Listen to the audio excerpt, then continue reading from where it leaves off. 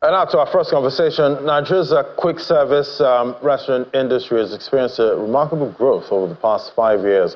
But macroeconomic headwinds, including inflation, high interest rates, and foreign exchange volatility, threaten the industry's viability and profitability. Will join us to analyze the latest report by GCR Ratings. We have Busola Akinrola, the analyst at GCR Ratings, joining me right here in the studio. Great to have you. Thank you for having me. So definitely, we've seen some growth with the QSR industry, that's quick service restaurants. Break it down for us. What has contributed to the growth so far, and what's the state of the industry according to your report? Yeah, thank you very much. So what has contributed to the growth has been consistent store expansion and consistent store expansion, but we've seen a decline in that store expansion recently, and what has impacted that is the macroeconomic challenges, which has continued to weigh adversely on the sector. So in recent time, I'll be focusing on three of these challenges, which include high inflationary pressure, high interest rate, and foreign exchange volatility. According to the National Bureau of Statistics, Nigeria headline inflation rate has increased significantly over the 29-month period to June 2024 at 34.2%, before moderating to 32.7% in September 2024. And that has what has contributed to that increase is majorly the food inflation, which represents the key input for the industry, and that has contributed to high operating costs for the industry. So, and in the other hand, the high inflation rate has also impacted consumers' purchasing power, leading to weak demand. Although the product offering for the industry is non-discretionary, however, the incremental cost cannot be fully transferred to the customer due to low demand. So participants within the industry now struggle with balancing, maintaining sales volume, and protecting profitability. So secondly, in terms of the high interest rates, within a space of 15 months, the Central Bank of Nigeria has increased the monetary policy rate to 27.25% rather, and with a view to stabilizing the economy, right, and also to control the inflationary pressure. So the high cost of funding has limited the participants within the QSR sector to go on store expansion. That has limited them to go on store expansion. As a result, they are forced to scale down on additional expansion and focus on optimization of their existing stores. So those are the challenges that we have seen across the sector. Yeah, it is quite interesting. You mentioned food inflation, and yes, we did see food inflation cross 40%. At some point, moderated, back down to about 37%. But that's a key input, for these QSR businesses. And, definitely I've seen, most of these, businesses have to create some kind of package, affordable packages, for some, they call some hungry man, package, maybe just rice and egg, that kind of thing. So we're seeing that, growing in the industry. Do you think that's helping, at this point? So, of course, it's helping.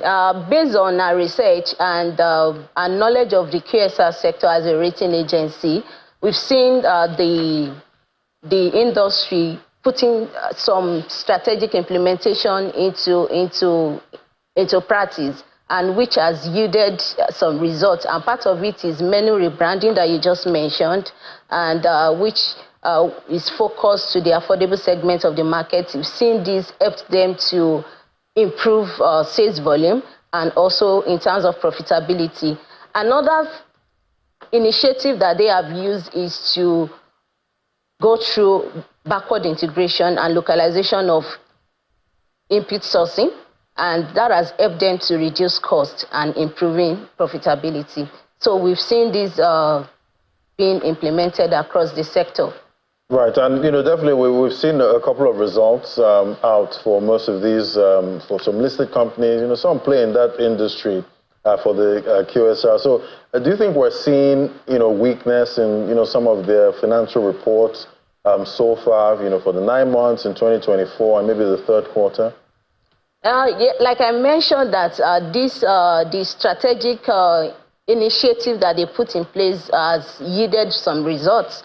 So we've seen the sales volume increasing due to their concentration, rebranding of their menu and the like. So what we have seen is that the industry we remain adaptable and continue to thrive, and even amid the uncertainty within the economy. How do you think they are navigating, high energy costs at this point? Because we've seen a couple of grid collapses, so far. We've seen most of these businesses rely on, generators and have to buy diesel and all of that. Do you think some are, getting sustainable alternatives at this point to help out? Yes, thank you very much. Globally, there has been the demand for environmental, social, and governance practices.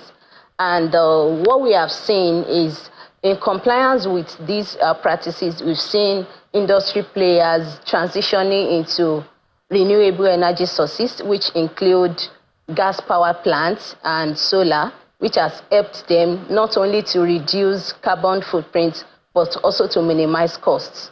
So they have been able to achieve that cost minimization, transitioning to renewable energy. Right, and definitely that's a plus for that whole plan right now. COP29 is up, and they want that transition, as fast as possible.